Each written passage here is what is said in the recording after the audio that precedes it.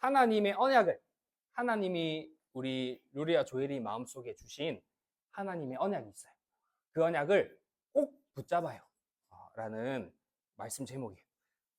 그 제목 말씀 이전에 하나님이 우리 렘넌트들에게 귀중한 언약들을 전달하기 원하세요. 자, 선생님이 저기 다락방 갈 때나 아니면 서밋스쿨 할 때 이 사람 이야기 해준 적 있어요. 혹시 이 사람 누군지 알까요? 네, 맞아요. 에스더라는 렘넌트였어요.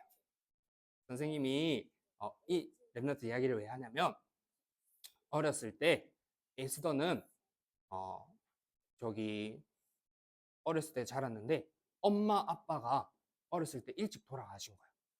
그래가지고 삼촌 모르드게한테서 자랐어요. 그래서 보통 사람들은 엄마 아빠가 일찍 돌아가시면 마음이 어때요? 힘들겠죠. 마음이 힘들고 슬프겠죠. 그런데 하나님이 에스더를 엄마 아빠를 일찍 돌아가게 하셔서라도 모르드게 삼촌과 함께 하게 하셨던 이유가 있어요. 뭐였냐면 하나님의 절대 계획이 어떤 건지 발견하게 하시려고 허락하신 거였어요. 유다 백성들이 전부 다 우상 숭배해서 노예로 잡혀온 시기였어요. 그래서 엄마 아빠가 일찍 돌아가셨던 거예요. 근데 하나님은 에스더를 어릴 때부터 복음을 가진 삼촌 모르드게 손에 자라게 해서 언약이 들어가게 하고 하나님의 미션이 붙잡혀지게 하셨던 거예요. 그게 바로 에스더였어요. 그리고 또 이 렘넌트가 있어요. 이 렘넌트는 혹시 누굴까요? 이 친구는 사자골에 들어갔다 나왔어요. 누구였냐면 누구였을까요? 네, 맞아요. 다니엘이었어요. 이 다니엘도 어렸을 때 우리 렘넌트들보다 조금 더 어릴 때, 조금 더 나이가 많을 때, 그때 엄마 아빠 손을 떠나서 저기 포로로 잡혀갔어. 그리고 남자아이로 태어났는데 네이시가 돼서 남자의 기능을 할 수 없게 돼버렸어. 어릴 때부터. 그리고 이름까지 바뀌었어. 이름이 저기 벨드사살이라고 다니엘이라는 이름이 있는데 엄마 아빠가 지어준 이름이 있는데 그게 이름 잡혀가서 다른 나라에 가서 이름까지 바뀌어버렸어. 얼마나 슬프고 힘든 환경이었을까요? 근데 그 상황이 이 다니엘한테 엄청 중요한 발판이 된 거야. 전환점이 된 거예요. 하나님의 언약과 하나님이 내게 주신 미션을 발견하는 시간이 됐던 거예요. 그게 바로 이 렘넌트가 찾았던 거예요. 그리고 이 사람은 누구냐면 이사야 선지자예요. 이사야 선지자도 똑같이 저기 노예로 잡혀간 나라에 있었는데 하나님과 함께하는 기도의 비밀을 누렸는데 하나님이 환상으로 딱 보여주는데 성전에 하나님의 옷자락이 전부 다 덮여 있는 걸 봐. 그리고 그 모습을 보면서 하나님을 딱 보게 되는데 내가 하나님을 내 입술이 부정해서 하나님을 볼 수 없는 사람인데 지금 하나님 앞에 섰다. 내가 하나님 앞에 설 수 없습니다 하니까 천사가 여기 숯을 들고 와요. 숯을 들고 와서 입술에 대면서 너의 죄가 깨끗해졌으니 괜찮아 라고 말해줘요. 그래서 이사야에게도 하나님의 언약이 붙잡혀지는 그 시간이 됐어요. 입술에 숯을 대면서. 그게 바로 그리스도 언약이었어요. 이사야가 문제, 사건, 갈등, 또 깊은 기도 속에서 발견했던 게 뭐였냐면 내가 하나님 앞에 설 수 없는 사람이다. 나는 입술이 부정해서 내 마음과 생각, 말들이 전부 하나님을 떠난 생각과 마음밖에 없는 나인데 하나님이 나에게 그리스도라는 언약을 주셔서 나를 깨끗하게 하셨구나 라는 게 딱 붙잡혀지는 시간이 되었던 거예요.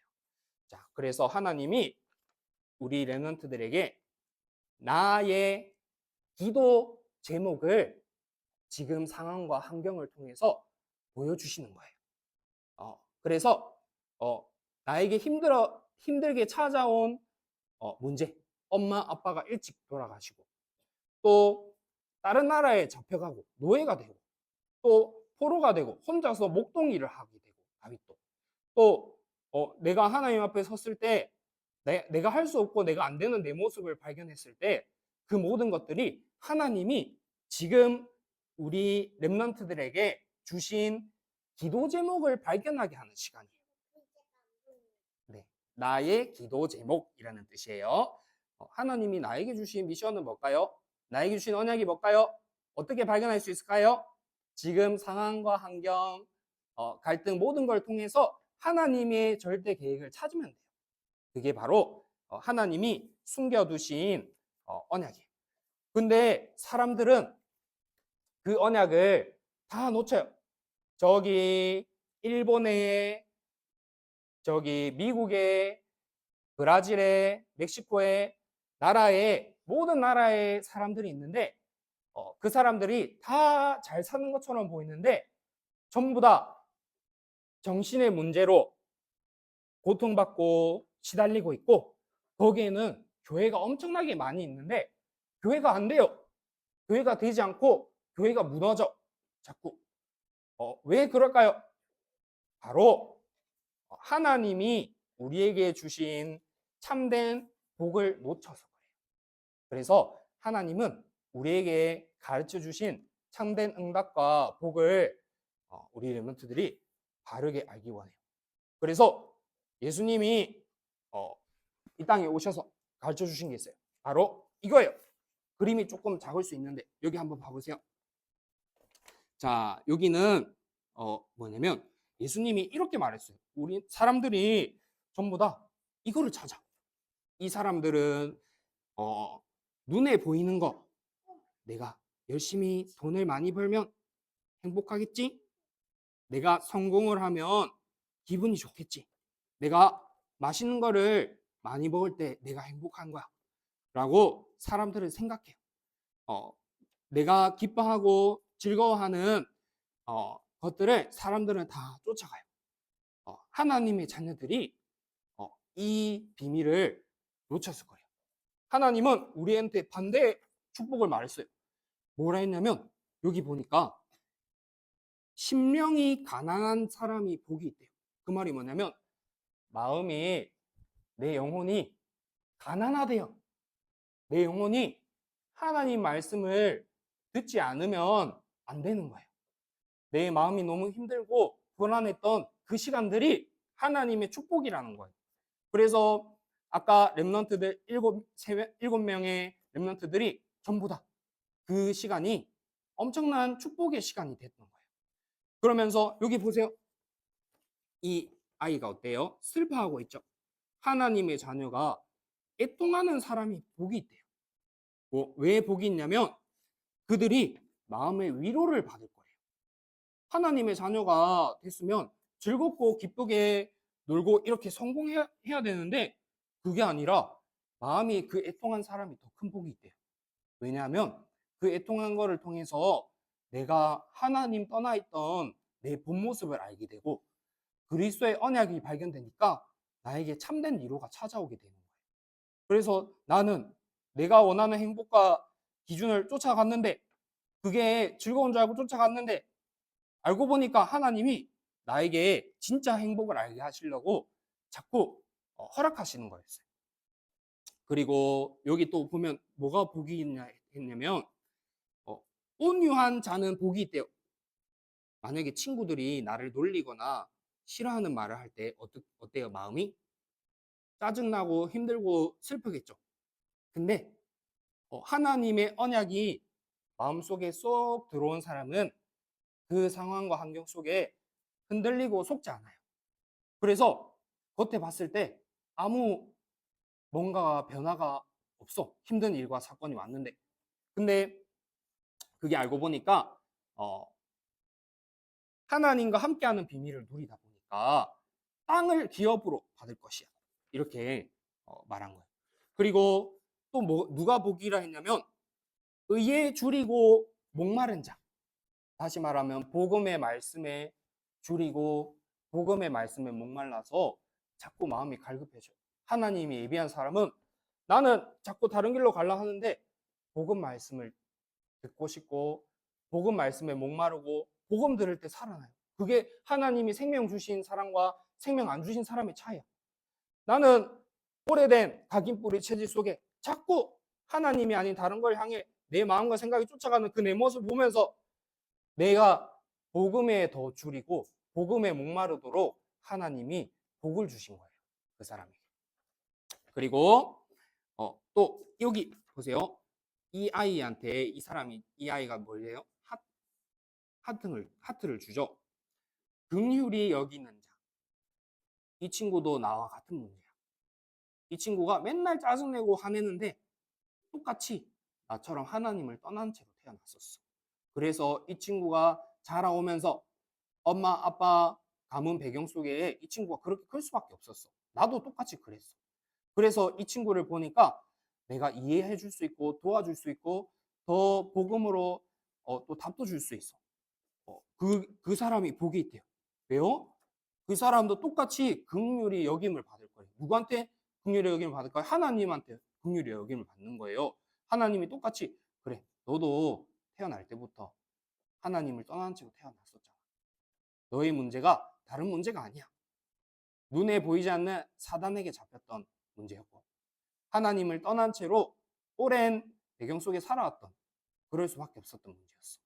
그래서 내가 너에게 참된 사랑을 지금 말해주는 거야. 하는 먼저 긍휼의 여김을 받는 사람이에요. 그리고 여기 보면 이 사람이 지금 뭐 하고 있어요? 기도하고 있죠. 기도할 수 있는 건 뭐냐면 마음이 청결한 자, 하나님과 함께하는 비밀을 누릴 수 있는 상태가 언제냐면 내 마음이 깨끗해졌을 때. 어떻게 깨끗해질까요? 하나님이 나에게 그리스도라는 언약을 주셨지. 그 그리스도의 언약이 딱 붙잡혀질 때 내 마음이 참된 깨끗함이 찾아와요. 그때 하나님과 함께하는 비밀을 누리고. 그래서 여기 예수님이 이렇게 말했어요. 그들이 하나님을 볼 것이며 하나님이 눈에 보이지 않는데 하나님을 보게 되는 거예요. 그래서 이사야의 입술에 숯을 딱 대서 깨끗해졌던 것처럼 그리스도의 언약으로 깨끗해지면 하나님과 함께하는 축복을 누리는 거예요. 그러면서 여기 또 뭐라 했냐면 화평하게 하는 자는 복이 있나니. 친구들이 맨날 싸워. 어린이집 갔을 때 싸우는 친구들이 있어. 또 유치원에 갔을 때 싸우는 친구들이 있는데 선생님이 복음 가진 랩런트를 봤는데 쟤는 이 친구가 싸웠는데 계속 화평하게 하고 그 상황을 자꾸 바꾸는 일을 해. 그래서 저 아이는 뭔가 좀 다른 것 같아 라고 선생님이 그렇게 또 생각하게 돼요. 불신자 선생님들이. 그게 뭐냐면 화평하게 하는 사람이 복이 있대요. 그래서 그들이 하나님의 자녀라고 일컬음을 받을 거래요. 저기 불신자 사람들이 봤을 때 저 사람은 하나님이 함께 하시는가 보다. 뭔가 좀 다르네. 저 친구가 교회 다닌다던데 그래서 그런가? 그렇게 하나님의 자녀라고 일컬음을 받게 될 거예요. 그리고 의를 위하여 박해를 받는 사람. 복음을 말해주고 복음을 전하니까 싫어해. 사단이 제일 싫어하는 일을 해. 그러니까 뭐라 했냐면 천국이 그들의 것이다. 이렇게 말했어요. 상급이 크다. 옛날에 있었던 선지자들도 전부 다 그렇게 복음을 때문에 박해를 받고 핍박을 받았어. 그게 진짜 행복이고 축복이 바로 하는 이 복을 바꾸신 거예요. 그 말이 뭐냐면 눈에 보이는 아름다운 것과 내가 즐거운 것보다 이게 행복이 아니라 진짜 하나님과 함께하는 비밀이 나에게 진짜 행복이야 라고 딱 말해주시는 거예요. 그렇죠? 그래서 하나님이 우리에게 주신 언약이 바로 이거예요. 기도. 오늘 아까 성경 말씀에 보니까 뭐라 했냐면 또 다른 보혜사를 너희한테 주사. 또 다른 보혜사가 뭐냐면 성령을 우리한테 줬대요. 그래서 우리 안에 함께 있게 하리니 라고 했어요. 그래서 그 비밀이 바로 기도의 비밀이에요. 그래서 어떤 일과 사건과 환경이 있을 때 하나님과 함께하는 기도의 비밀 속으로 들어가길 원해요. 하나님은 우리 렘넌트들이 먼저 이 축복이 회복되길 원해. 하나님과 함께하는 깊은 기도의 비밀 속으로. 그래서 그 비밀을 가지고 승리하길 원하시는 거예요. 그래서 하나님이 우리에게 주신 배경, 눈에 안 보이는 흑암 세력을 완전히 결박할 수 있는 권세를 우리한테 줬어요. 그래서 우리는 영적인 눈만 딱 뜨고 있으면 돼요. 이 일이 눈에 보이지 않는 사단과 하나님이 원하시는 천국 배경과 그것들이 부딪혀서 일어나는 싸움이구나. 그러면 나는 이길 수 없고 이 상황을 바꿀 수 없는데 하나님이 나에게 주신 기도라는 비밀이 있지. 나에게 주신 그리스도 이름으로 사단을 결박할 권세가 나에게 있지. 그 권세를 내가 지금 사용해야겠다. 그게 바로 영적인 싸움을 하는 거예요. 그러면서 나는 지금 상황이 무섭고 두려울 수 있는데 천군 천사가 나를 보호하고 인도하고 있지. 이 천군 천사의 권세를 사용하는 거예요. 그러면서 나의 배경은 영원한 천국이지. 이 천국 배경을 딱 가진 거예요. 그래서 예수님이 이렇게 말했어요. 천국은 어떤 것이냐? 빵에 떨어진 누룩과 같다. 이스트라고 있어요. 빵의 반죽이 이렇게 있어요. 근데 거기에다가 엄청 조그만한 가루를 조금만 넣어요. 그리고 조금만 놔두면 그게 막 번져요. 누룩이 막 번져요. 그래서 빵이 반죽이 딱딱하던 게 이렇게 말랑말랑해져. 전체까지 다 퍼진 거야. 그게 바로 천국이래요. 그게 바로 진짜 천국을 소유한 사람의 특징이래요. 생명이 들어가 있다 보니까 나도 모르게 그 현장에 가니까 그 생명이 막 퍼져. 누구한테 가르쳐 준 적도 없고 배운 적도 없는데 내가 얻은 참된 행복과 감사가 나에게 생명이 들어와 보니까 막 생명이 전달되고 자라나. 그래서 막 퍼지는 거야. 엄마 아빠가 결혼했는데 누가 가르쳐 준 적도 없는데 렘넌트라는 생명이 태어나요. 하나님이 우리에게 참된 생명을 주셨다면 그 생명은 또 다른 생명을 낳게 되고 자꾸 전달되게 돼 있어. 그게 바로 천국이에요. 그래서 천국을 소유한 사람이 그런 축복이 있대요. 그런데 그 천국을 소유한 사람을 이 사단이 알아. 사단이 알아서 어떻게 했냐면 좋은 씨를 농부가 뿌렸는데 또 다른 사람이 와서 막 잡초를 자라는 가라지를 뿌려놨대. 그래서 딱 농부가 봤는데 씨가 자라야 되는데 자꾸 잡초가 더 많이 자라. 생명이 더 자라야 되는데 생명이 안 자라고 다른 씨가 자꾸 자라. 근데 저걸 보면서 빨리 빼는 게 아니라 끝날 때까지 계속 놔뒀대. 혹시 그 잡초를 뽑다가 농부가 키워야 될 싹까지 뽑힐까 봐 놔뒀대. 그 말은 뭐냐면 사단이 알아요.